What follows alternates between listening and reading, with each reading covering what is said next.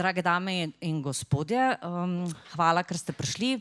Zdaj, kot vidite, smo danes za voljo vremena primorani, da smo v našem atriju.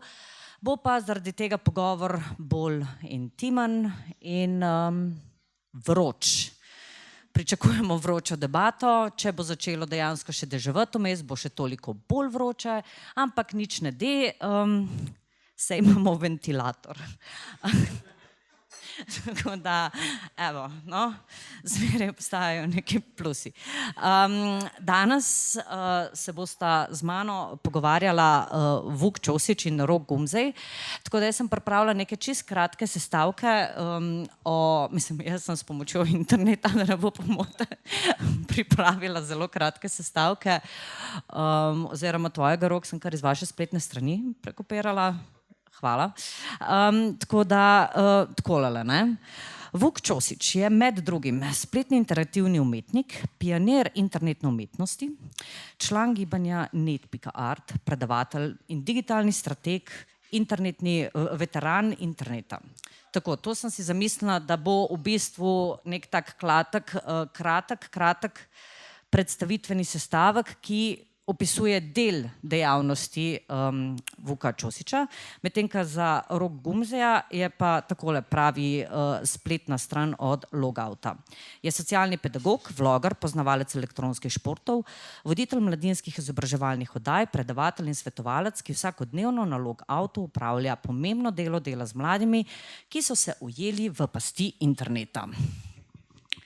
Tako da današnji pogovor pa seveda smo namenili umetni inteligenci, ker se mi zdi, da je v zadnjem času v tako medijskem prostoru kot v nekih splošnih debatah vse bolj aktualna tema. In smo si nekako zamislili, zdaj umetna inteligenca obsega vse sorte področji, mi bomo se dotaknili le nekaj od teh področji, in bomo na tak laičen način predstavili, kaj nas čaka, kje smo, kako je bilo in tako naprej. Tako da, jaz bi vaju za začetek vprašala, mi smo že imeli pred parimi dnevi en pogovor, kjer smo spoznali, da definicija umetne inteligence ne bo šla popolnoma čez, tako da bom jaz raj postavila drugačno vprašanje, in sicer, kaj trenutno umetna inteligenca zmore, v čem je res dobra, kje šepa in kaj se mora še naučiti. Kako blizu smo tako zvani general AI?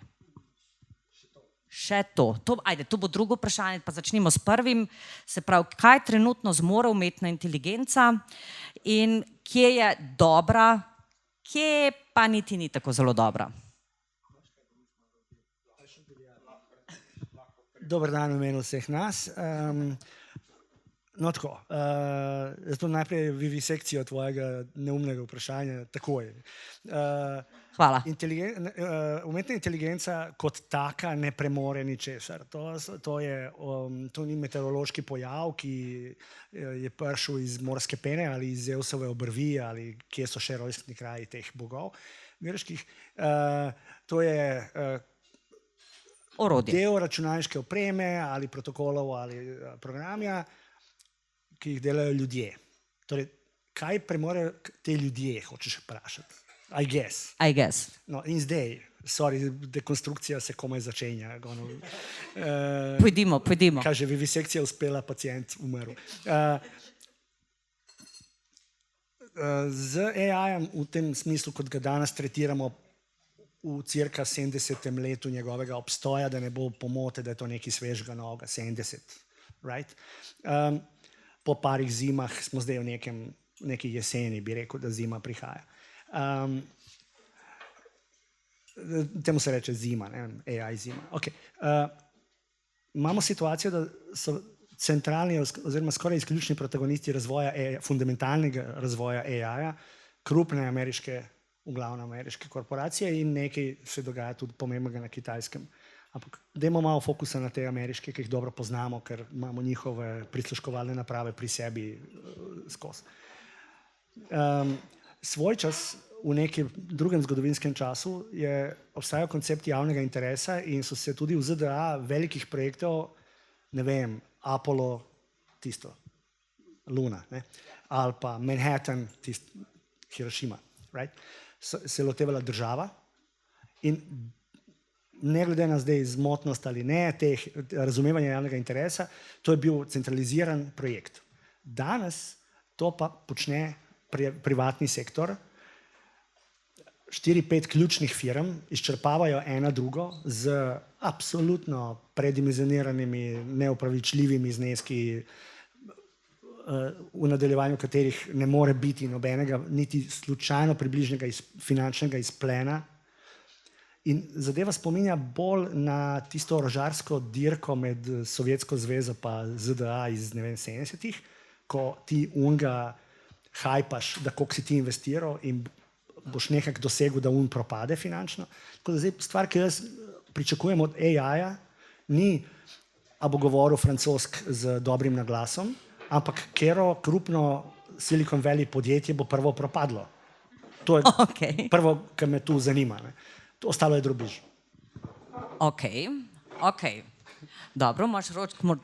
Ja, mogoče, torej, jaz bolj danes prihajam iz tega bolj vidika, kar k nam prihajajo že mogoče zdaj primeri, kjer je kakšna prekomerna raba kakih umetno inteligenčnih orodij. Pa tudi mogoče iz tega vidika, ker tudi smo že imeli kakšne delavnice na šolah, naprimer, kjer smo ChatGPT predstavljali. Mogoče sam to, roke gor, kdo od vas je ChatGPT že uporabljal za neko, tako res za neko koristno stvar pri sebi? Je rekel koristno, pazite. Koristno, ja. Tako da je res, ok, to funkcioniralo, mi je pomagalo. Aha, nijamo veliko rok. Ostali, roke gor, kdo je pa nasploh ga že uporabljal? Aha. Okay. Še manj. Ja? Čak. Roke gor, kdo nima pojma, kaj ChatGPT je? Ok, imamo tudi, mogoče sam toliko, torej, pogosto krat je ChatGPT pomenjen, pa mogoče zato ga... Manjka še eno vprašanje. Roke gor vsi tisti, ki ne marate, ko vas predavatelji sprašujejo karkoli. Ja, sem to, metodologija javnomnenjskih raziskav. Ja, odlično dopolnjeno. No, torej, velikokrat, to so večinoma neki pogovorni roboti. Zdaj vedno se tebi malo obrno, če se strinjaš ti z terminologijo, ki jo uporabljam. Ki so dobri v tem, da imitirajo človeški govor. In v čem so torej dobri je v tem, da znajo z nami govoriti, kot da je tam na drugi strani ena oseba. Do neke mere. In kar opažamo mi, v čem so zelo dobri, je, da veliko ljudi danes, še posebej mlajša generacija, je malo osamljenih v tem svetu. Ne? Težko najdemo partnerje, težko najdemo, ni več tega tretjega prostora, ne? Služba, šola, to je to, dom. In ljudje so začeli, to so zdaj, govorim spet iz primerov, ki k nam pridejo, tudi moramo gledati, da to so ponavadi bolj ekstremni primeri, ni to zdaj nujno neka splošna publika. So začeli to malo osamljenost nadomeščevati s tem, da se torej pogovarjajo z enimi, da imajo svojega pogovornega robota, ne? In se na njega malo navežemo. Tako da je z nekega vidika super, da eno potrebo človeško, ki jo imamo, kar je želja po stiku, po nekih odnosih, zapomni, ampak kaj to pomeni na dolgi rok, pa lahko debatiramo dalje. Tem so dobri. Dobri so tudi, če imate specifično nalogo in rabite za to specifično orodje, ki je ravno tam nekje na spletu zdaj nekdo to izumil, s pomočjo zadaj itak pol ChatGPT-4 to poganja, ker jaz rabim, naprimer, da mi naredi PowerPoint prezentacijo, pa grem na neko stran, pa plačam 10 €, pa mi ta stvar naredi PowerPoint prezentacijo. Ali pa mi pesem zgenerira, ali pa mi zgenerira tudi že video. Ja, vse živo, kakor jo hočem. Torej, generacija nekih vsebin v tem je tudi dobra in to mi tudi opažamo iz tega vidika, ker so učenci začeli to ful uporabljati in naenkrat prihajajo, ne, učitelji so naenkrat pol, ja, pa nikoli mu ni šlo pisanje teh esejev. Zdaj pa naenkrat, gled, kak se je pa zdaj v zadnjem letu to izboljšalo. Ne? Se je pa res potegnil. Res se je pa, ja, zdaj se je pa res bral. Ne? Iz tega, no, mal tudi to, mogoče, to jaz pol ponavadi mal... če še niste mal provali, mogoče kaki ChatGPT, sam mal pogovor, da vidimo vseeno, da imate sami mal se poigrati z njim, da vidite, kaj sploh sam vrača.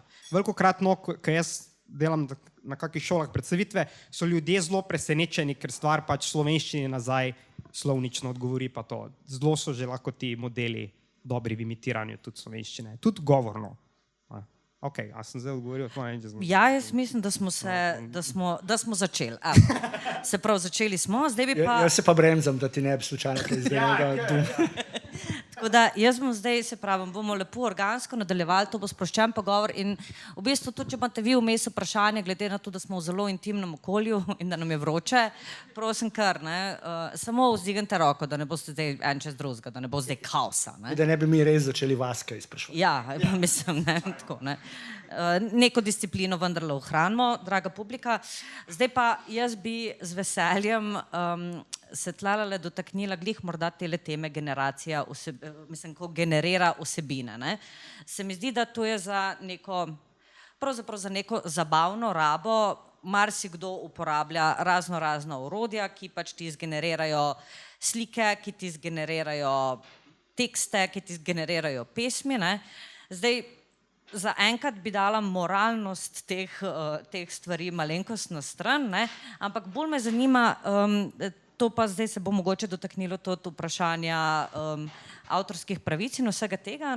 Skratka, iz kje vse pač ta majster, to orodje pobira to in kako v resnici je tudi, kar se avtorskega prava, to urejeno, neurejeno, bi moglo biti urejeno in komu potem pripadajo te izdelki. Mislim, tu je veliko elementov. Te modeli, ko govorimo recimo o teh chat robotih, so zasnovani na tem, da je najprej obstajal neki training set, to pomeni čim večji bazen teksta v primeru chat robota ali pa slik v primeru generatorja, imitatorja slik. In ta training set mi ne vemo, kaj je. Tipično to je črna škatla in prav te ključne korporacije, ključni protagonisti so tipično že platformni ponudniki e-maila, chata, tu je Facebook, tu je Twitter in vsi oni trenirajo te svoje velike modele na materialu, ki je naša last, slehernika, prav najbolj navadnih civilistov ali pa v primeru Google in Google Books, ti si verjetno malo občutljiva na te založniške finte, so veselo kar posrkali kompletni output človeštva, ta tiskarski, in ga uporabili za dataset. In tu nastopi večje število identitetnih kriz teh pravnikov, ki se ukvarjajo z intelektualno lastnino, zato ker je to nevzdržen model in tako naprej. Potem vprašal si, čigava last je output. Da ne bi bili popolnoma abstraktni. Imaš zdaj različne situacije, v katerih je lastništvo nad tekstualnim, ostanemo zaenkrat še vedno pri tem, ker je malo lažje, se pa preslikava na slike, video, skulpture, 3D modele. Torej, kdo pa so playerji v pogovoru o lastnini nad tekstom? In to so založbe, pa avtori. Mediji, pa avtori, right? In zdaj to so različne pozicije. Eni so skregani z drugimi. In medijske hiše me tu najbolj zanimajo, zato ker to je točka, ker bomo najprej videli, oziroma že vidimo to neko kratkoviden optimizem, kaže Pangloss, to je neki karakter iz Candide od Voltaira, to je on francoz, ki je umrl. In Pangloss je tak slepi optimist, ne glede na vsa dejstva. To je njegov značaj. Se opravičujem, če sem zdaj razširil zgodbo. In obstaja ta Panglossian neoliberalizem. To je strašno uporabna sintagma, ki v enem davnem eseju, ki je včeraj objavljen na Boston Review, vpeljal v ta naš pogovor o AI-ju en odličen beli moški, Evgenij Morozov, vam toplo priporočam. Stvar je online, accessible, free of charge. On nam podaja lep, malo bolj resen, filozofski pa politična ekonomija okvir za ta razmislek. Medijske hiše se bodo strašno zlahka zadovoljile s takim stavkom, output je dober. vem, da nisi govoril na ta način, da bi futral lastnike medijskih hiš, ampak urednik, lastnik medija bo strašno hitro rekel, cool, glej, to, kar ta robot napisuje, ok, članek. Super, zdaj grem fajrat pol novinarjev. Ne? Evo, včeraj so, ali te dni so na Večeru, naprimer, ni to tako daleč. Ne? Mislim, da je to scenarij, ki ga je vredno opazovati, zato ker recimo medijska hiša idejo lastništva nad besedilom gleda skozi prizmo dobička. Zdaj, ne bi, ker smo glih pri založbi, razlagal, koliko je to evil empire, ne? Ampak mislim, da sem ravno kar to nekako signaliziral. Vem, da so založbe zatrpane z rokopisi, sci-fi založbe neke so že 2 leta nazaj nehale sprejemati rokopise, ker so obviously nastali na ta način. To pa zdaj poraja eno drugo finto, ki jo moramo meniti, in to je, da vsakič, ko se ti loteš delati neko vsebino s pomočjo recimo ChatGPT-ja, moraš pomisliti, da bralec, ki si mu ti to kao namenil, tako malo mangupsko, ko ga jebe, ne, naj bere, tudi bralec ima na voljo isto orodje, ki je equally free, in on bo tvojo književnost ali pa tvoj neumno dolgi e-mail, ki je očitno robotski, spravil skozi summarize. Tako da ves tvoj effort na multipliciranju besed bo na oni strani landal na redukciji. In tako da vsi mi futramo neko mašino in to ni lep prizor. O data centrih in o nuklearnih elektrarnah bom v naslednjem odgovoru, kakršnokoli bo vprašanje, bom to uvalil, boš videla. Okay. Jaz bi samo to za output, da osebe, ki k nam prijejo, je velikokrat toliko sestradani smo že stika, da karkoli nazaj dobim, je že tisto, kam je mi ok, ne? Tudi če je robotsko, pa dolg tekst, pa ne. To mislim iz tega vidika. Je pa itak, ja, ni pa to, manjka človeški stik, manjka von, manjka iz oči v oči, ne? To je pa pol tisto, za kaj se pol na koncu tudi pri nas najdejo, ker ja, ker mogoče se pravim, jaz zdaj tudi glih v pripravah na ta večer sem bila seznanjena z to noro aplikacijo, kaj že, ne chat, ampak character.ai, ne vem, če ste si tu že kaj pogledali. To je, bi se mogoče Rok bi ti povedal nam kaj o character.ai, bi se meni zdi to grozljivo. No? Spletna stran, kjer greste gor in imate gor chatbote narejene po nekih znanih osebah, nekih likov iz fikcije, ne vem, lahko greste gor in imate pogovor z Slavoj Žižekom, pa lahko imate pogovor z Aladinom, pa lahko imate pogovor z, ne vem, ko je bil Želvak, Jan Franček, ali ko je, ne vem, verjetno je gor, Ibrahimović, tudi imate gor.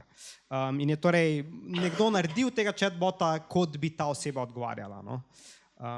In ja, mi imamo že tudi primere, kjer v bistvu gre potem za zasvojenost komunikacije s temi, ja. Glede, moram dodati nekaj, sem zato, da bi pritrdil oziroma signaliziral, da s tem imamo opravka že vsa ta leta. Spomnim se, 5 ali 96 sem bil vabljen na nek pomemben književni dogodek v Novem Sadu, sami veliki kritiki in pisatelji našega onega časa. In moj posel, moj job je bil, da probam približati tem folku digitalno sfero. In najlažje mi je bilo ravno skozi identično zgodbo. V onem času je rolo tega character AI-ja imel Tamagotchi. To so oni mali debilni jajčkoti. Ampak in jaz sem tudi imel enega za foro, da malo začutim in nisem nič začutil, ampak tisto, kar sem imel umnim ljudem zapovedati, in to jaz mislim, da je pomembno za pogovor o kreativnosti in o umetniški relevanci, če bomo prišli do kulture, je, da sem naletel na webu in onim ljudem fino na glas prebiral epitafe, ki so jih mladi mulci takrat pisali svojim preminulim Tamagotchijem. Torej, pokopališče Tamagotchijev. Funky in se sliši kot nek ekscesnega, robnega, bizarnega iz kao crazy world. Ampak, ko malo boljš pogledaš, to so dejanske emocije, Res je. pretočene v neke verze, ki so bili taki Hallmark, ki so bili malo debilni, ampak eni so bili močni in si razumel, da je tu se je zgodil ves ta proces, ki ga tako iskreno vrednotimo pri Ani Zak Golob, ki smo jo prej omenjali. Tako. In te haikuasti, take kratke forme, so imele takrat za mene enako umetniško relevanco kot tista stvar, ki je šla skozi tunel, kjer so uredniki, pa tiskari, pa knjigovezi. Fuck that. To je umetnost teksta, je tisto, kar je tu ključno, in če si izluščil književno vrednost stran iz sindikata knjigovezov ali pa založb smrdljivih, si potem pristal na tem, da je to enako vredno, če ne boljše, oziroma zdaj konkuriramo, pa da vidimo. In te pisatelji so rekli, motherfucker, to pa drži. Ne? Ja, evo ti. Evo, to je enako. Ne? Zato mulci danes trzajo na character AI. A si videl, da je Facebook danes ali včeraj ukinil Celebrity AI? Tiste poskenirane Paris Hilton in take dribce. Ja, it just happened. Ja. Ker ne proizvaja keša. Ja. No, zdaj imamo še to proizvajanje keša, to je tudi neka nujna stvar, ki pač bomo se dotaknili in potem tle zraven lahko pride pač še nuklearke in vsa elektrika. Tako, ja, to smo zmenjeni, tako da ta družbeno odgovorna plat oziroma pač kaj pravzaprav terja in koliko požrešne so te naprave, recimo in kar tako. Me pa se popolnoma strinjam, kar se tiče, mislim, v relaciji do internetnih ali pa pač imaginarnih, kakršnih koli pač že oseb in pač emocij, ki se ob tem istočasno sprostijo. Zdaj ne vem, trenutno še je pri večini ljudi potreba po nekem bližnjem stiku in tem podobnem. Ne pravim, da pri vseh, ampak zagotovo se pravim emocije, ki se sproščajo pa vendarle tudi v nekem virtualnem, v navideznem smislu. Jaz mislim, da moramo tudi začeti kakor kdo, če naj pač jih vrednotijo enako ali ne, ampak se mi zdi, da je tudi pomembno, da izpostavimo, da seveda z neko virtualno resničnost oziroma z nekimi novimi prostori, ki se nam odpirajo kot človeštvo, že dolgo časa, ne od včeraj, ampak že dolgo časa. Seveda, mislim, da se posamezniki, še posebej mladi, odzovejo na nove prostore. In ja, to se mi osebno zdi neke vrste, mislim, to je morebitna prihodnost, ali pa ne. Zdaj pa pejmo na tele naše preljube proizvajanje denarja in zadnjič smo v pogovoru omenili, da ogromno vlagateljev v umetno inteligenco zdajle kar skeli, ker še niso uspeli proizvesti tega mega killer appa, nič niso, kar bi bilo tržno zanimivo in kar bi se jim povrnilo. Jaz moram spiralno. Najprej všeč mi je, kako si odprla to misel, sem boš peljala nekam drugam. Moram navršiti en tak mali detalj, ki je, jaz mislim, da v podlagi tudi tega psihološkega mehanizma istovetenja, emotivnega kontakta z nečim neživim. Mi človeki oziroma človeštvo ima to navado dokumentirano, lahko rečemo, že najmanj 3000 let. Homer, Platon, pozna bronasta doba, odkar poznamo črke, odkar poznamo pismenost, imamo situacije, ko se nekim neživim stvarem pripisuje zavest in tudi vzvišenost. Tako smo dobili religijo, ki ni nič drugega kot AI. V tem smislu. Neki neživi stvari, gleda unč bun, ki gori, motherfucker, kaj čem zdaj, gremo ubiti sina. Če strnem. In očitno je to neka globoka potreba, ki jo pol za nazaj racionaliziramo, trdimo, da je to subtilnost, nežnost, poetičnost, duhovnost, skratka neka temeljna negotovost.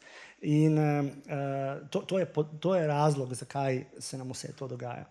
Ampak to, kar govoriš zdaj o podjetjih, bi še en tak omiljeni point naredil.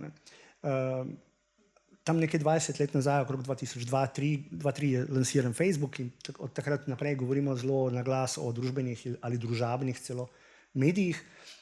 In zdaj 20 let kasneje lahko, mislim, da popolnoma hladne glave ugotovimo, da so nas ta podjetja veselo osvobodila tistega balasta starokopitnih, dolgočasnih malenkosti, kot so zaupanje, resnica in demokracija.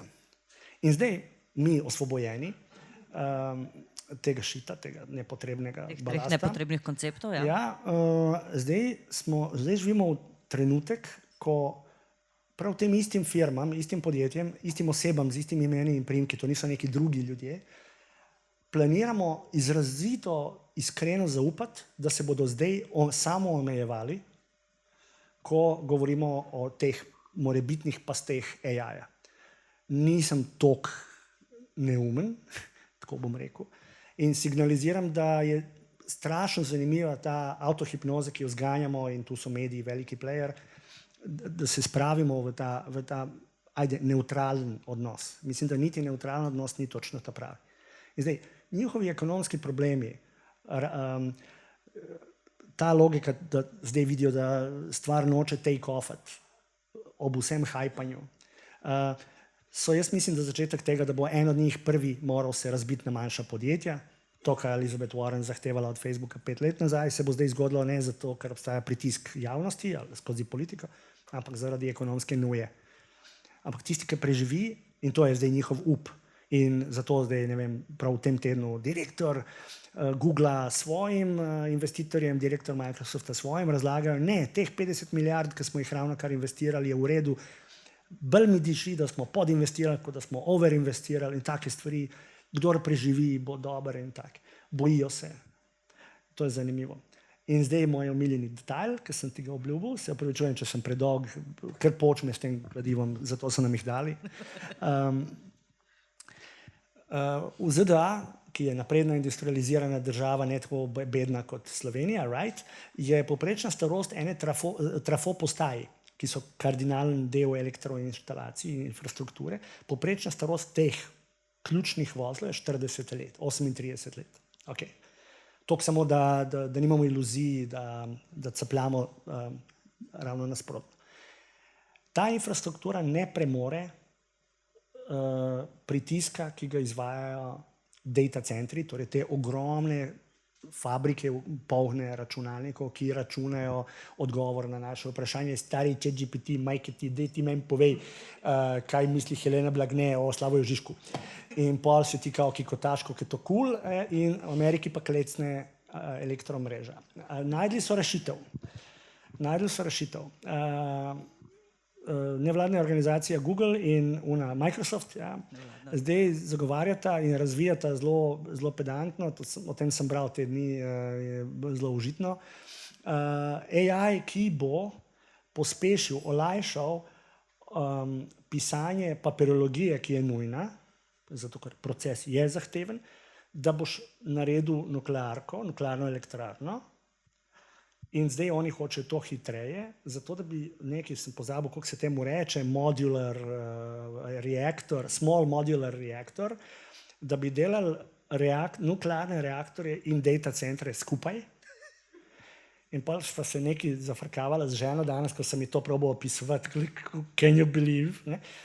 In je takoj omenila drug ključni resurs, brez katerega ni data centrov, in to je voda, ne? In sva skozi en eleganten, dobronameren, urbanistični in še kakšen brainstorm prišla do rešitve. Zaradi, čisto brez veze, zaradi nerazmišljanja in neumnosti je človeštvo svoj model rabe pokrajine, poseljevanja napačno zasnoval in so mesta pomotoma ob rekah. To je narobe. In jaz mislim, mesta treba ukiniti, ta šit te človeke podelitati. In recimo na novega mesta, in tle smo v novem mestu, vi ste za nekaj novega, tu nismo konzervativni, right? Absolutno.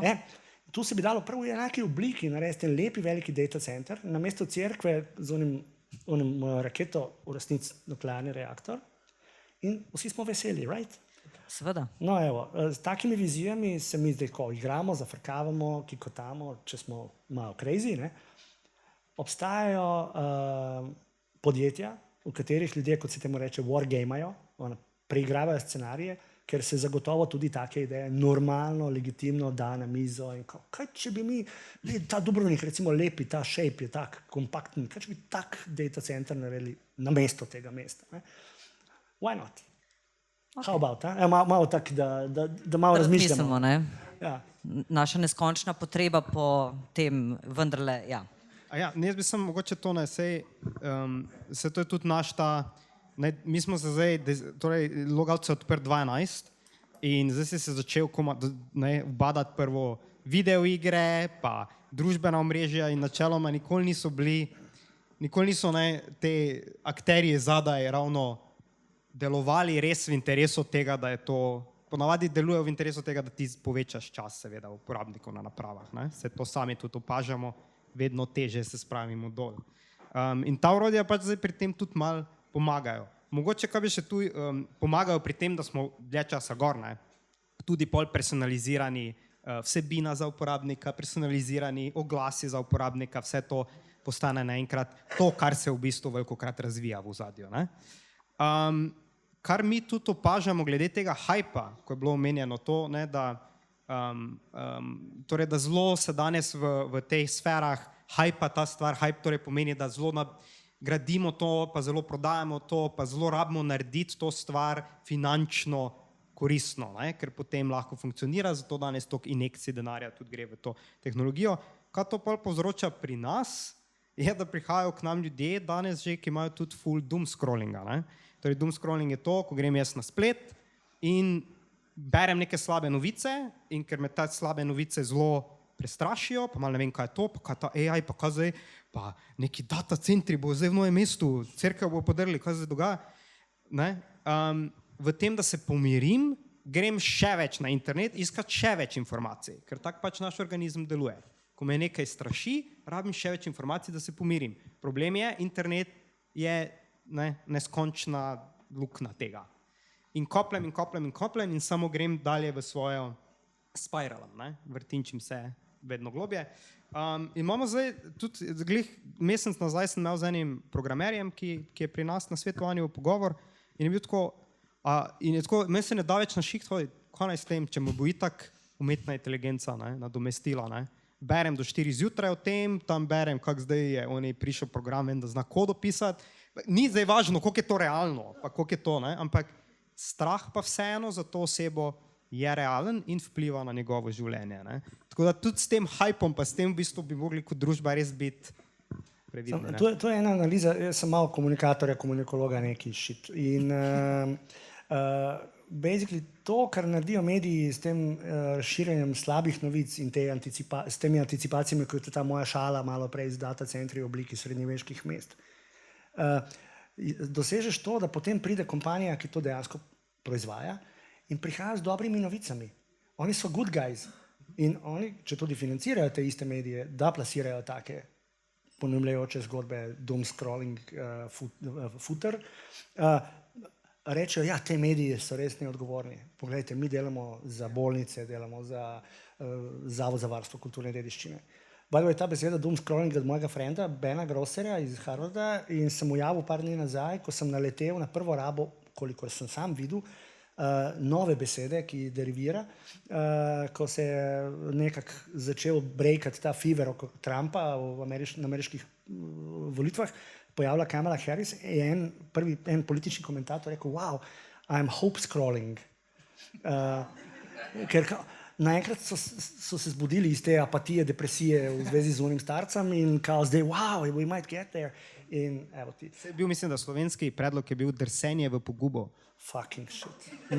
Ne prevajati tega. Daj najprej prejeti besedo internet, pa bomo šli naprej. Ne vem, kaj je hope scrolling, bi bilo, ne vem. Ja, prevedi besedo televizor.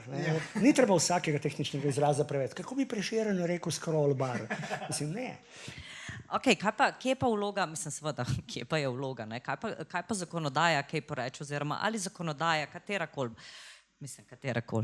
tista, ki jo poznamo, se kaj premika v tej smeri, da bi vendarle naredila to, kar je njena primarna funkcija, in to je obvarovala državljane in svetovljane, ljudi. No.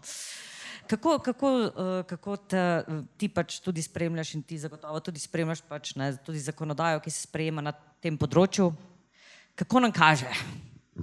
Ja, prav ta lekcija družbenih medijev in tiste škode, ki je že skoraj, da, ne vem, upam, da ne nepovratna narejena, ampak je še kar narejena na temo unih 3 dolgočasnih zastaranih gluposti. Ta lekcija je bila v resnici dosti močna. In ne vem, imel sem malo sreče, bil vklopljen tam leta 2017-2018 v te prve poteze na evropski ravni nastanka tega, kar je danes ta digitalna agenda, in sem malo videl, kako izgleda zalaufavanje tega ogromnega prepočasnega aparata, ampak v primerjavi z absolutno neaktivnostjo okrog leta 2003 do 2010 je to good news. Drugo je pa, da je Evropa ni player. Realno ni player v svetovnem merilu in s tem trenutnim zaostrovanjem globalne geopolitike, se upravičujem, ne bomo o politiki kot taki, ampak čutimo, da nekaj se dogaja s to temperaturo od zunaj. Nisem kompletni optimist, da bo zdaj ta evropski primer postal svetilnik za ostali del sveta, ker konkurenca med Ameriko pa Kitajsko resna. Njihova razlika v značaju samodojemanja in tako naprej je prevelika. Imate v zadnji Mladini dober tekst od Kovača na to temo, ne bom. Geopolitika, velike teme.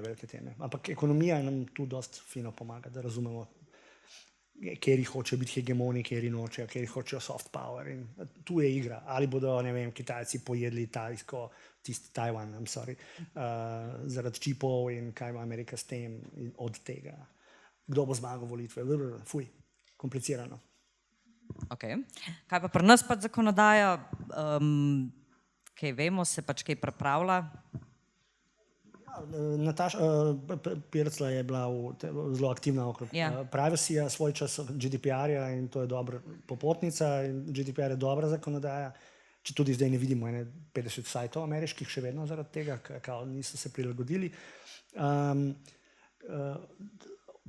Evropska agenda je, ne vem zdaj več v kateri fazi točno v Sloveniji, to mora neke ratifikacije, pa mora biti prenešeno v lokalni pravni red. To dobro kaže, samo ne vem, vedno se da več in zdaj imaš vedno te dve opciji, da te to zanima, pa da gnjaviš une zakonodajalce ali pa da čakaš, da nekaj naredijo, da jih kritiziraš. Jaz bi jih raje malo gnjavil, samo ne vem kdaj. To je problem. Mislim, jaz bi bolj nimam zato tega makro pogleda. Bolj ta pogled, da zelo hitro se mi zdi, da se je, vsaj kam mi srečujemo tudi v smislu vprašanj, pa ne vem, zahtev, prošenj za kakšne delavnice ali pa kaj na našem centru, je zelo veliko bolj hitro je bil odziv javnosti, se mi zdi, na to umetno inteligenco. Ravno zato, ker se javnost, se mi zdi, še posebej šole, še posebej starši, naučili, da dati naprave otroku v roke pri 1 letu starosti za prosto uporabo na dolgi rok, ne idealno. Veš kaj, sem jaz enkrat dognal, sem šel skozi to aktivnost tudi sami. Enkrat so me povabili tam v Jurassic Park, zamejski Slovenci na avstrijski strani. In sem bil v neki šoli, ne vem, kako se reče, manjšinski, zamejski, in smo se zdelali, da imel dve ločeni seansi. Eno je z otroci, drugo pa starši. To je standarden pristop. S tem, da sem se odločil pristopiti tej zadevi z nekaj svežine in mislim, da sem zelo zadeval in vsi so na koncu bili super happy. Namreč, obrnil sem role. Rekel sem otrokom, glejte, imamo opravka s precvikanimi luzerji, ki glumijo avtoriteto in se obnašajo kot nepismeni menedžeri, ki morajo ropotati. Vaše starše je strah, da boste vi nekaj zajebali, zato ker oni sami nimajo pojma, kaj je zdaj ta Facebook, takrat je to bilo aktualno, kaj je zdaj to profil, kaj je zdaj to chat, kaj je to lajkanje. Moramo se zmeniti zdaj mi v tej sobi, kako boste pomagali tem bogim, neukim ljudem, ki so nevarni, ki vam bodo škodovali, vas bodo z represijo usmerili na robe, vam bodo zaganili life, vi pa morate živeti te life. Starše sem pa tretiral kot kretene, kot se spodob, oziroma mi vam bomo pomagali, ni se treba bati, jaz sem se vse zmenil, vaš otrok se bo usedel z vami, vam bo naredil vaš profil, da boste začutili, kako to izgleda. Mislim, da je takrat so pa starši prišli na Facebook, tu si ti začel. To je ta agenda, ne? Zato, da sem rekel, gledajte, morate videti, kaj to je, da se ne bi bal. in tako naprej. Ampak to je bil attitude, sem to, da ti omenim, anekdotico. In so bili happy, hudo. Se je ta, mislim, nismo mi tok z besedami zdaj, ampak je to način, da promoviramo otrokom, da pokažejo, da so oni ti vodiči v digitalni svet danes. PowerPoint naredi v svoji najljubši igri, pokaži jim, kako to zgleda, predstavitev, kaj ti je pomembno tu, s kom to igraš, kje vloge igraš, kaj narediš, ko 5-krat zgubiš in tako dalje. Kak emocionalno vrednost dodaj v to, kaj igraš. Zdaj smo šli malo druge teme. Okay. In zdaj se vrnemo nazaj na to ključno vprašanje, zakaj smo se pravzaprav zbrali. Šala. In sicer konec koncev smo vendarle v nekem hramu kulture, pa naj si nekateri mislijo kar kolčjo. In imamo tukaj z nami pač izjemne posameznike. Raba umetne inteligence v umetnosti. Kakšni so potenciali in kakšne so pač v bistvu naše omejitve? Imamo omejitve? Pri kreativi, enkrat smo imeli neko konferenco o AI-ju tam leta 2017-2018 in je prišel en dragi prijatelj iz Dunaja, profesor. In je rekel fino stvar, ki mislim, da je koristna. Ta AI, o katerem se zelo pogosto pogovarjamo, da bo zamenjal človeke, bo v kulturni produkciji prevzel celo to srednjo šnito od te bajadere. Preživela bo da je iskreno strastna ljubiteljska kultura, umetnost, ki jo ustvarja, rečemo temu, moram tako se izraziti in iskreno mislim, da je to narobe izraz, nizki del tega spektra in preživel bo izrazito tanek del visokega spektra. Vse to vmes, beri, vse, kar je generično, bo avtomatizirano. Ne nujno povprečno. Vse slikarstvo, kjer ti imaš situacijo, da je slikar razvijal svoj stil, postaja problem, zato ker tvoj stil, če si slučajno malo, če smo te zaznali, pa si kao cool, ima tvoj stil neko elementarno popularnost, si gotov, zato ker bo tvoj stil končal v nekem pull-down meniju od nekega AI appa, ker bo vsak mulc uploadil sliko svojega kužka in rekel, sevaj mi kot Van Gogh. Torej, vse, kar je stil, fiksiran stil, kar se ga da vizualno modelirati, programsko modelirati, ni več tvoje. In to je zanimiva situacija, do katere se kot ustvarjalec moraš nekako predeliti, postaviti, iskati drugo pot. Tako da mislim, da edina umetnost, ki ima šanso za preživetje in za voziti stvar naprej, je kritična medijska umetnost, moram tako zdaj sem na domačem področju, sorry. To je umetnost, ki tematizira sam prostor, v katerem funkcionira. To je ona zgodba o onih 2 malih ribicah, ki šibajo okrog in pride starejša riba in reče, hey guys, kakšna je voda? In odpluje naprej in mala ribica kao, kaj je voda? Mislim, ne zavedaš se konteksta, pojma nimaš, koliko je to pomembno in tako naprej. Moraš malo štekati. In ta kritična medijska umetnost, ki tematizira sam prostor ustvarjanja, je tista, ki ima šanso. Vse drugo tvega, ni rečeno, da bo končalo kot, rečemo temu, samo footer za neke trening sete, ampak tvega, da bo ostalo brez umetniške relevance. Če pogledamo zgodovinsko, katero literaturo ali slikarstvo pomnimo iz 1860-ih, 70-ih, strašno malo tega. In če vidiš, takrat je bilo tudi veliko knjig in veliko slikarskih razstav. Mali del je preživel in to mene intrigira. Tako da obstaja še vedno, valjda, hvala Bogu, prostor za manever. Prvi je recimo ta, da ko vidiš, da mainstream gre v neko smer, v high-reza ali pa realizma, moraš se obrniti in teči agresivno v nasprotno smer. To je recimo prvi recept. Se ti zdi mogoče, jaz prosim. Ja, seveda. A se ti zdi, da je pa mogoče to lahko orodje, neko nova tangenta umetnosti? Ali je problem v tem, ker je dataset, na katerem jaz treniram te zadeve, že nekaj, kar obstaja? Moraš vzeti in razumeti orodje v celoti. Recimo, imam 2 mala načela, ko hodim po likovnih akademijah ali pa takih šolah za take mlade ustvarjalce in rečem jim, gledajte, prvo, kar morate narediti, je zažgati navodila za uporabo.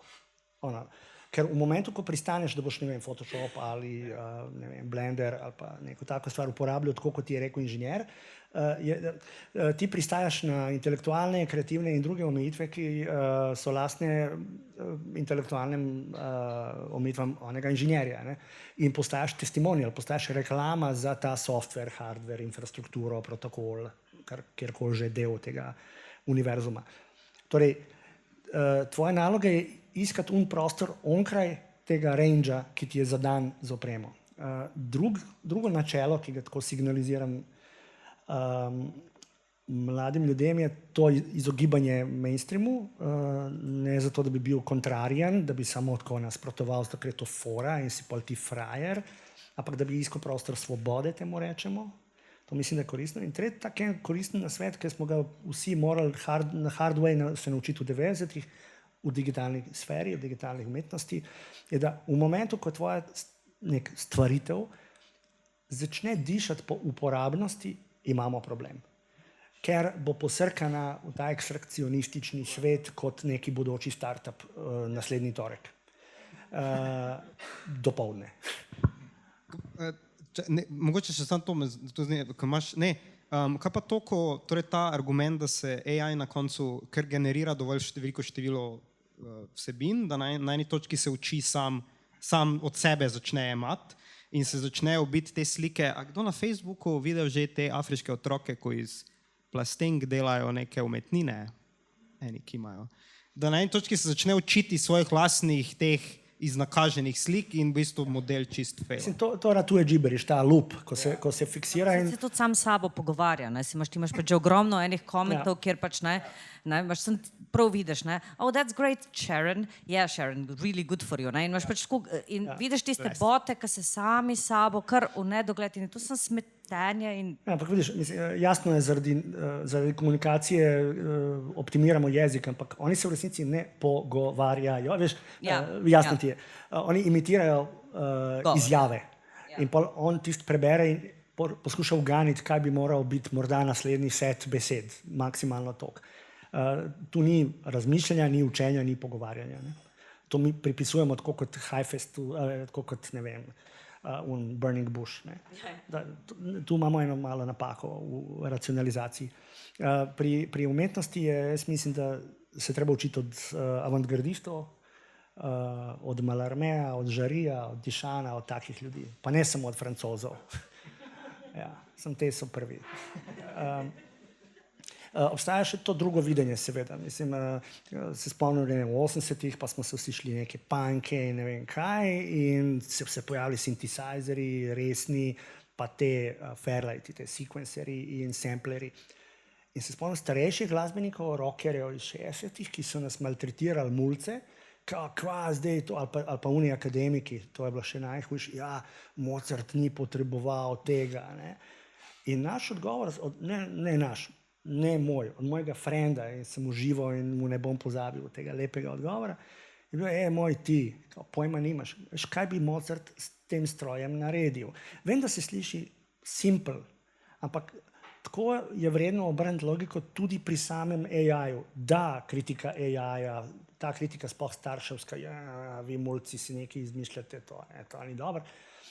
Jo je dobro na glavo obrniti in reči, ne, vredno se je potopiti. Tako da jaz tudi zagovarjam, dajmo zagoniti časa, dajmo hangati s to kanto, oklofutati. Saj sem naredil knjige, poezije in svašta algoritemskih projektov, toliko že, iz tega istega refleksa, samo z namenom, da bi pokazal, da ne dela, da bi pokazal, kaj je narobe, da bi ga ridikuliziral. Ne?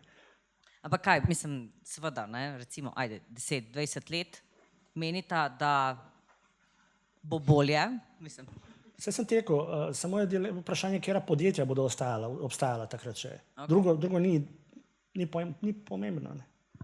Mislim, ali bomo imeli še zraven te proteze še prstan Samsungov ali Appleov in ali se bodo imetniki Samsungovih in Appleovih prstanov sploh ever rokovali.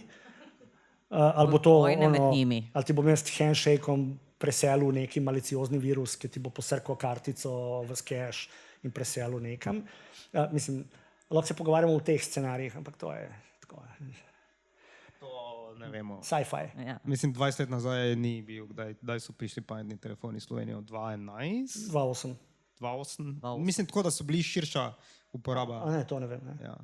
Mislim, ne, to ni 10 let nazaj smo mi začeli s pametne telefone, pa so danes, ne morem, parking ne moremo praviti, ne morem iti na LPP, ne morem na bustit, če nimam. Najhujša stvar, baterija gre na nulo. Ja. Tako da ne vem, ko zdaj 20 let je... Ena fina stvar okrog tega, ki je morda koristna za tvoje delo z mularijo in njihovimi starši, je, ko smo se ukvarjali s to dilemo digitalnih nativov, ki mi starci pred digitalci, ki še nikakor da pocrkamo, tudi če se kao blazno učimo informacijske družbe ali vsega digitalne sfere, se ne znamo odnaučiti teh preddigitalnih štosov. In zato, da nam je gospodarstvo bolje prodalo digitalno sfero, so se poslužili štosov, so se poslužili metafor in njihovega konceptualnega in semantičnega ozadja, da smo lažje sprejeli te kante. Isto kot, ko se je pojavil, zdaj govorim tako kot ti, ni se pojavil, ko je neko podjetje ponudilo civilistom na prodaj prve avtomobile, tam 1890-ih, proizvajali so jih tako kot kočije, ker uporabili so izraz, da je to kočija brez konj, horseless carriage. Ampak je dobesednost te metafore, da bi prodajali avte prve, da bi prvim uporabnikom, early adopterjem to približali, metafora je bila toliko dobesedna, da si imel celo držalo za bič. V tem avtu, ker to je kočija v resnici in brez tega držala in tega biča to ni kočija, what's wrong? In zato danes, ko odpreš, recimo na Macu, je še danes ikona za mail, poštna znamka s štempilko. What? To je zaradi nas, matorcev. Za nas pošta pomeni še vedno... Ljudi, ki še zmeraj slišijo signal, ki se povezujejo. Ja, ta signal. In to je interesantno. Medtem ko mulci, moja hčerka, ki je že matora kokoš, ko je bila taka mala, je govorila, ne vem, klikni luč. Nje je bilo to že intuitivne in ta digital native scena je zdaj zato interesantna. Ta gesta tudi, kako dvigneš telefon, ne? Ja. Kao, hello. Ja, tako ali tako, ne? In to je čisto kulturološki fenomen, ki je zelo vesel, zanimiv. Ok, zdaj pa se pravim, zdaj smo prišli na ta veseli del, pa preden vas pozovemo, da povprašate kakšno vprašanje. Preden vam damo test. Ja, pa potem pa sledi test, vrata se bojo zaprla, pa tle bomo v tem sweatboxu vsi skupaj. Potne liste ste pustili? Morda pa bi jaz vaju vseeno vprašala, kje bi si želela v nekem utopičnem svetu, ki se zgodi ali se pa upajmo, da zgodi, najbrž ne, da bi umetna inteligenca resnično lepo in najbolje služila človeštvu kot orodje in tako. Se pravi, tako malo, neko prijetno, lepo vizijo za prihodnost, morda ali pa ne. To, da se ne razidemo depresivni. Ne, pa se bojo pol tako vprašanje iz publike, bomo spet depresivni. Ne, imaš neko veliko vizijo, rožnato. Veliko vizijo? Pa malo, nek mikroprimer. Mislim, ok, lahko je zelo mikroprimer. Naprimer, mi vidimo mogoče eno vrednost v tem, da lahko je to, to mi boš ti zdaj že imel neko zasebno. Ne, brez samocenzure, kar dajmo. Naprimer, za kako prepoznavanje markerov, kdaj oseba je v stiski. Torej, na podlagi nekega postanja ali pa načina, kak so komentarji napisani, ali pa kaj followaš, da se bi lahko neki preventivni začel kot eno opozorilo tam. Neko tako mogoče kot eno sredstvo za tudi neke dobre stvari, da ne iščemo za samo ljudi, ki so najbolj nesigurni, zato da jim lahko prodam novi fitness program, pa novo aplikacijo za zmenke, ampak da jim lahko ponudimo ustrezno pomoč. Kimaš? Mislim, da je koristno ločiti dva svetova. Eno je ta znanstvena kompetenca, to je svet dobronamernih, dejansko iskreno dobronamernih ljudi, ki populirajo laboratorije in ne vem, katedre za AI na pametnih univerzah, pa poslovnimi modeli, brez katerih ta znanstvena kompetenca ne pride v javnost. Ne. In to je seveda grdo, da je tako, ampak tak je ta naš neoliberalni kazino kapitalizem, ne, da žal ne gre drugače. Skratka, mi se lahko raznežimo vsakič, ko vidimo, da je nekdo inteligenten in dobronameren naredil recimo neko tako stvar v laboratoriju in je morda zbral cash pri družini in je uspel stisniti nek startup celo, ampak te stvari hitro preidejo v to, kako bomo mi iz tega cash generirali. Ne. Tudi sama izhodiščne obljube Facebooka so bile, wow, connecting people, ja, ne, to je Nokia, ampak ideja povezovanja, ideja opolnomočenja ljudi. Like button je bil prvo ful pozitivna, Ja. ne, da lahko. Exactly. Pa je... Ampak enostavno pol pride ta optimizacija za dobiček. In zato ne znam do neba upiti od optimizma, ne? Ampak seveda, ja, tudi sam vidim te aplikacije, Ja, te male, teoretske, ja. ki so seksualne, ne, ki so seksi, but they don't take off. Danes sem dobil neko ubranje, nekdo bo nekoga intervjuval, pa me sprašuje za mnenje, v glavnem nek resen AI company, ki se ukvarja z prepoznavanjem avtorstva pri klasični slikarski umetnosti. Na podlagi velikih analiz prepoznava sloge in pomaga zbirateljem, pomaga muzejem, da identificirajo eventualne falsifikate in to je kao good news. Ne? Ampak to je tak ozek segment in ta stvar bo zalaufala, boh ve kako. Iz tega bo nekdo naredil, ne vem, iPhone app, da ko se sprehajaš po Bolšjakih, identificiraš Van Gogha in haha, sem te nategnil. In potem bo ta aplikacija prodana 500 tisočim ljudem isto jutro, zato ker bomo posejali najprej, da je en na ta način prav Caravaggia najdu na Bolšjaku, ne vem, v Monfalconeju, ker bo laž, ampak dokler se izve, da je to bila laž, bo itak aplikacija razprodana. In mislim, tako dela ta svet. Torej, pol v bistvu en AGI, ena splošna umetna inteligenca, ki bo pa vodila vse, pa bo zelo altruistična in ne bo zadaj nobenega podjetja za njo in bo ona... Mislim, tako, zelo uživam v prijateljevanju z nekaj avtorji sci-fija. Mislim, da so to ključni ljudje civilizacije naše. Ne. Večina te inženirske mašte basically je neobstoječa in je samo posnemanje tistega, kar so med študijem prebrali v sci-fi romanih. Ljudje so se temu resno... Vem, da literatura diktira svet. Ja, ampak to ni literatura, ki vi tiskate, če sem prav razumel. Ja, ne, mogoče ne še. Ne. Ja. No, Beremo pa sci-fi skozi. zaradi tega mojega internetne umetnosti sem imel veliko srečo v življenju, da sem prepotoval malo naokrog in pohengal s temi originatorji sci-fija tudi, ne, Bruce Sterling je friend, pa taki. In sem malo govoril o tem, kako se oni počutijo, ko vidijo, da so se njihove, pa Neil Stevenson, Snow Crash, od tam imamo idejo iPada, ki je tam že razdelana zelo.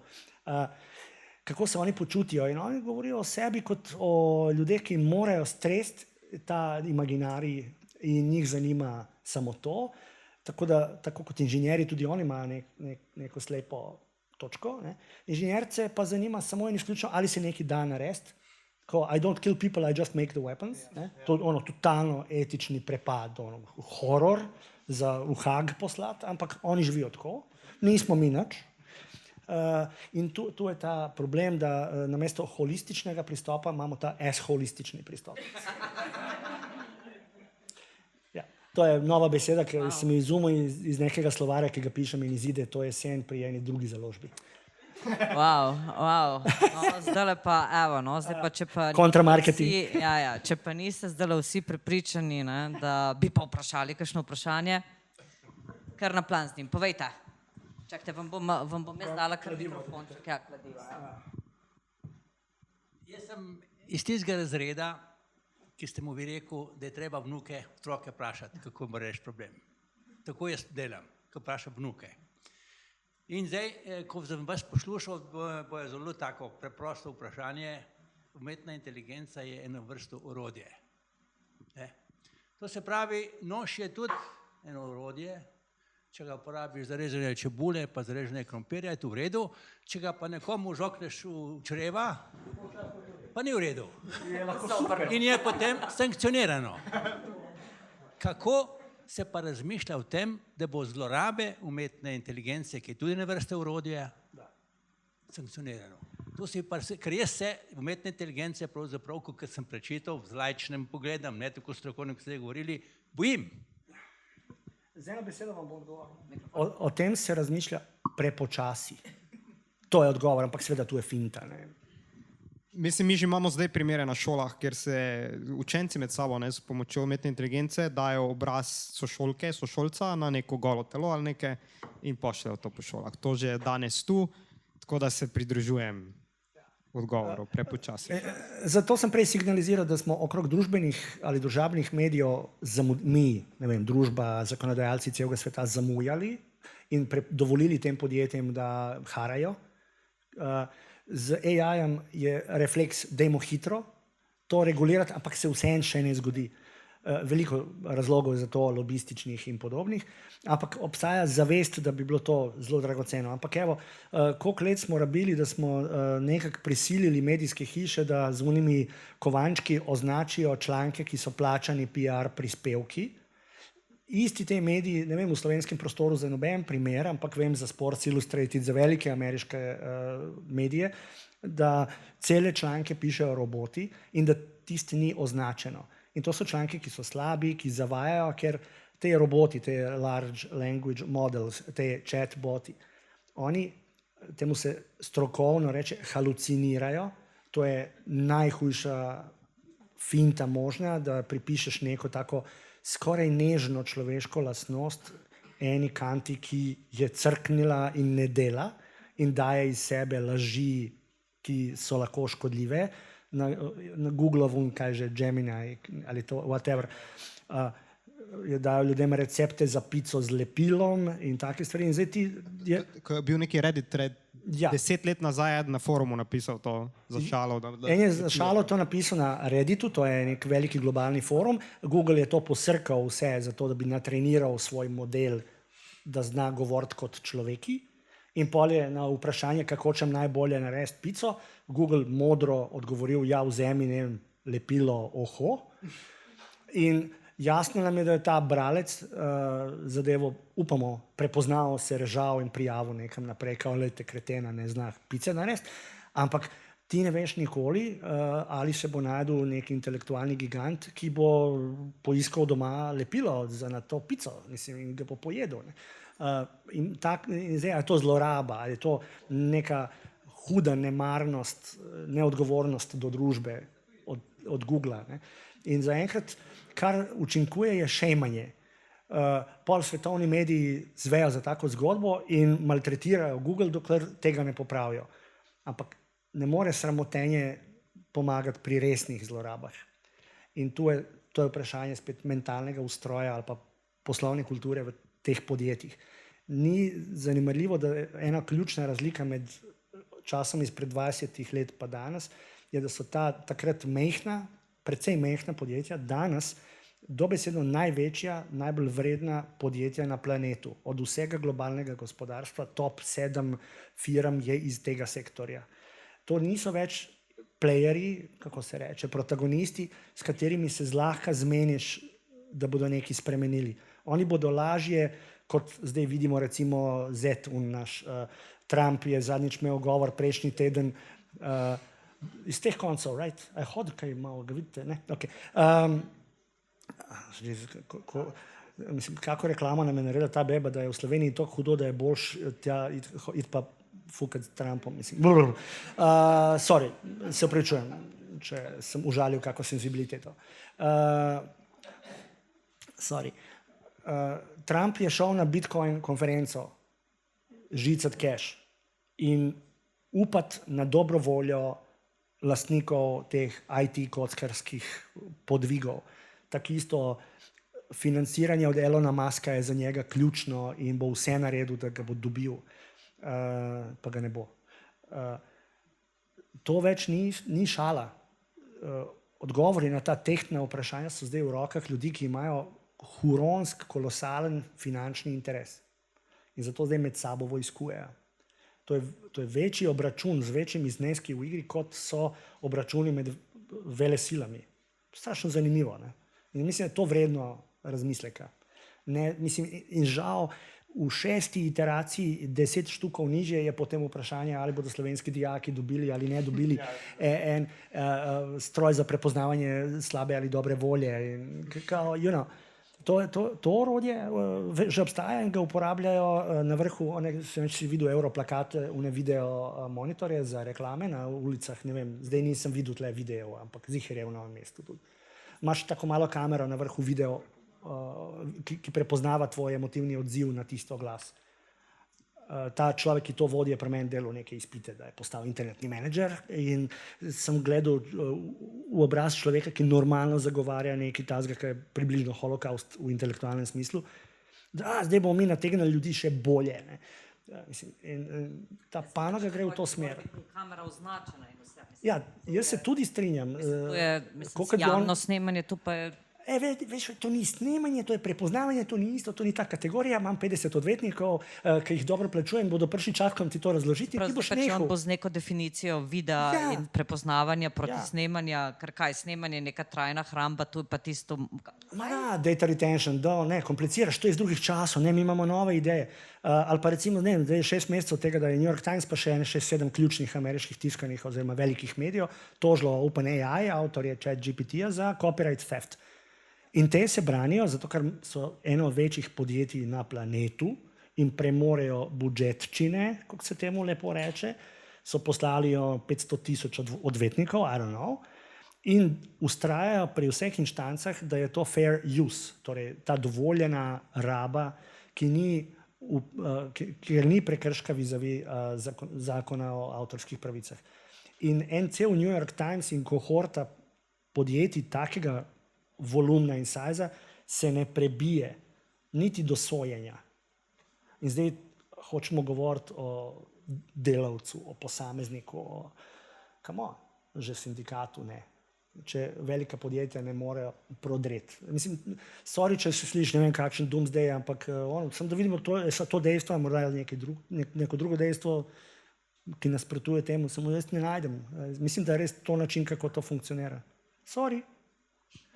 Wow, še kakšno pozitivno vprašanje? Ja, da slišimo še kako lepo. Sorry. Ampak ja, z vnukom se družiti, ta čas skupaj je. Morda je tema kladivo, morda je čas skupaj je tisto, kar šteje. Well, you know. Morda res še kakšno vprašanje? Zdaj sem dobro. Hvala lepa. Mogoče tudi malo gospod ste me spodbudili. Pravzaprav, ko ste se spraševali, če se je treba tega bati, da se vi umetne inteligence bojite, jaz mislim, da se na nek način moramo bati. Sicer sem nekako mogoče digitalni dinozaver, ampak vseeno živim uspešno z digitalno tehnologijo.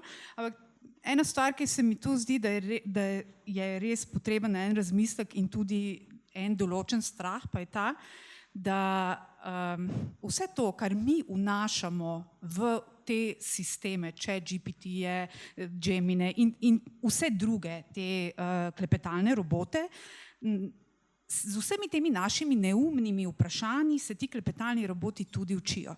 In postajajo čedalje bolj neumni, namesto da bi bili na nek način čedalje bolj pametni. In kaj se potem še dodatno dogaja, in to seveda tudi določen, ne vem, če vzamem za primer open source objavljanje raznih zelo brihtnih cajtengov omogoča, da se pojavlja ena nova fantastična znanost, ki je pravzaprav napačna znanost. In zato imamo mi tudi danes ogromno enih teoretikov zarot, ki so nastali ravno zaradi tega, ker so ljudje na internetu nekaj prebrali in ker so prebrali znanstvene članke o, ne vem, covidu, o tem, o onem, o drugem in tretjem. Potem vidiš, recimo, mi digitalni dinozauri vidimo na Facebooku enega prijatelja, ki je objavil, ki ga sicer drugače v privatnem življenju čist cenimo, in je objavil, poglejte, to in to v tem znanstvenem članku, ta in ta teorija, en navaden bullshit.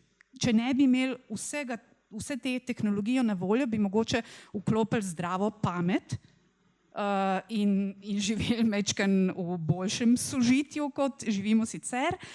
Malo razmisli o tem, ali res uporabimo lepilo pri pici ali mogoče tudi kaj drugega. Skratka, mislim, da je na pohodu ta fake znanost, ki je nastaja ravno zaradi mega produkcije vsega tega, kar imamo možnost objavljati na spletu zastonj. Potem pa še ena stvar, ki me tako nekako vedno majčkeno zbode v vseh teh pogovorih o digitalnih orodjih, internetu in tako naprej.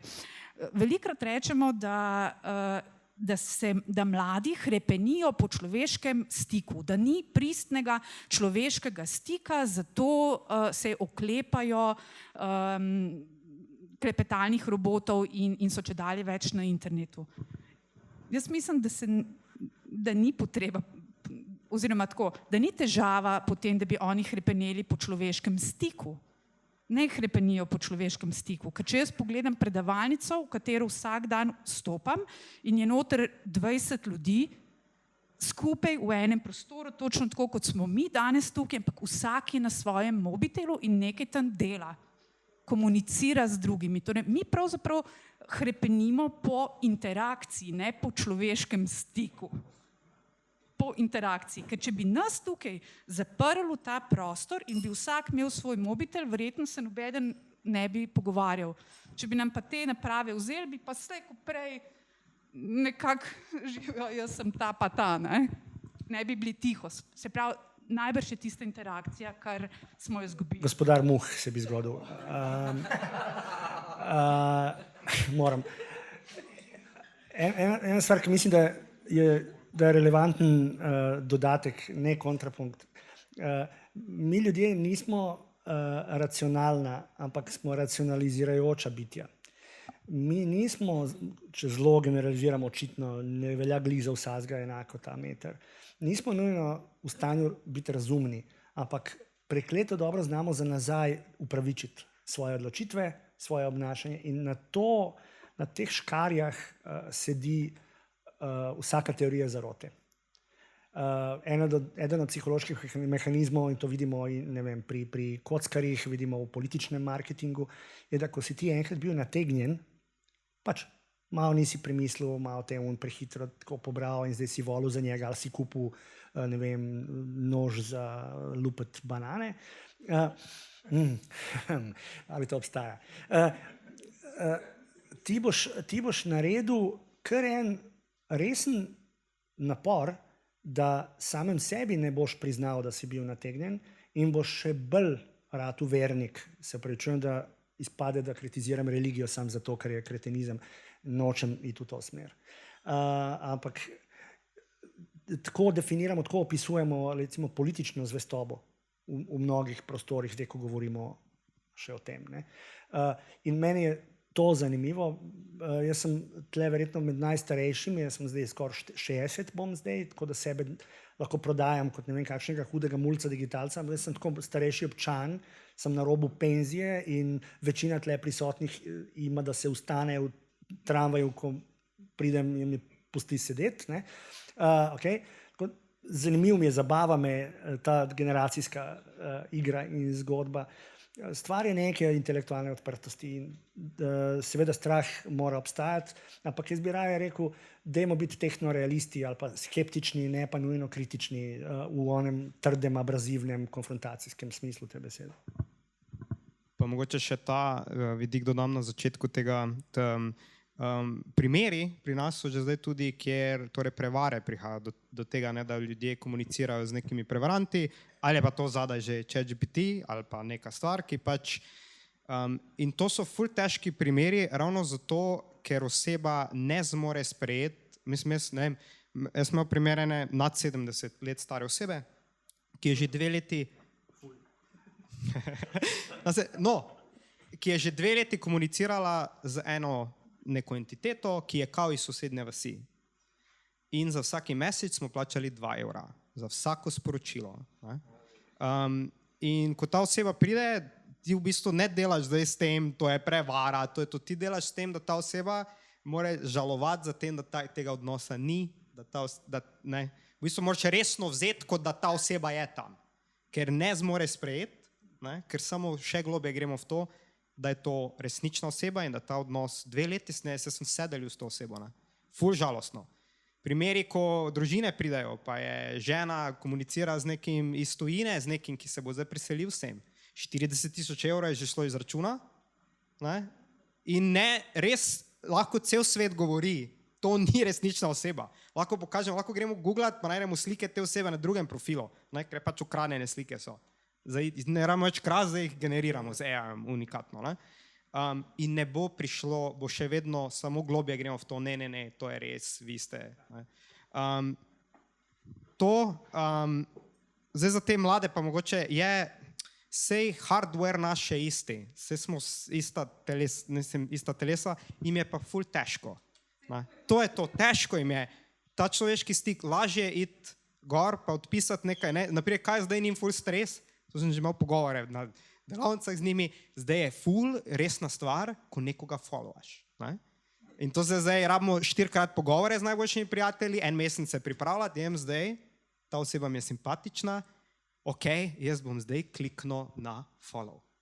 Torej vse, kar bom naredil, prošnjo za prijateljstvo, ker mogoče v preteklih časih je bil ta korak, moram iti do osebe, pa reči zdravo, kar je ful težko, če nam je nekdo všeč, pa moramo z nekimi čustvi se pri sebi.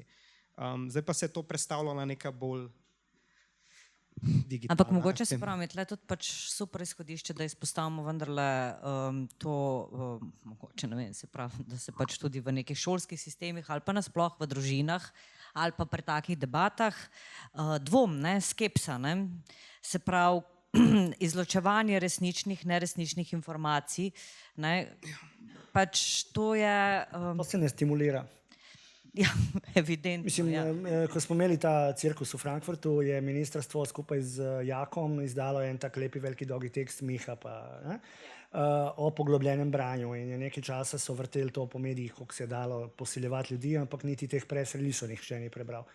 To je škoda, ampak to je res ena izgubljena, rečemo temu, veščina, nekaj, kar je svoj čas Gutenberg imelo veliko smisla, danes pač ni več časa za to.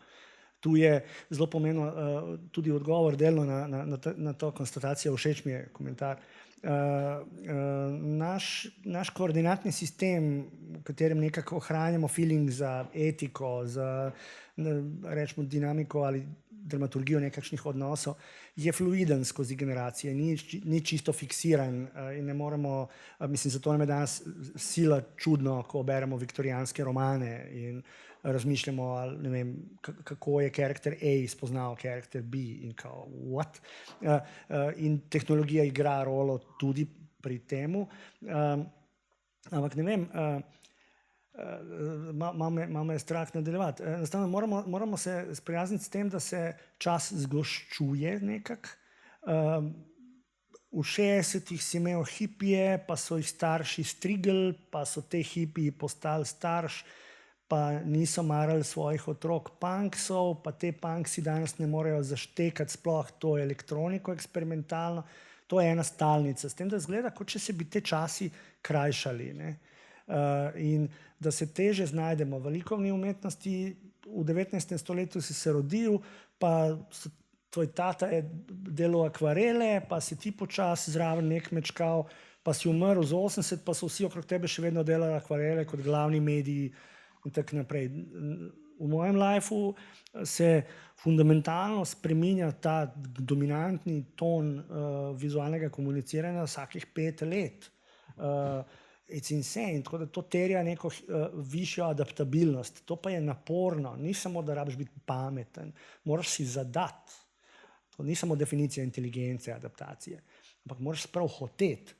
In tega mi kot družba ne stimuliramo pri ljudeh, zato ker živimo v času, ko se srečo meri z metri jahte.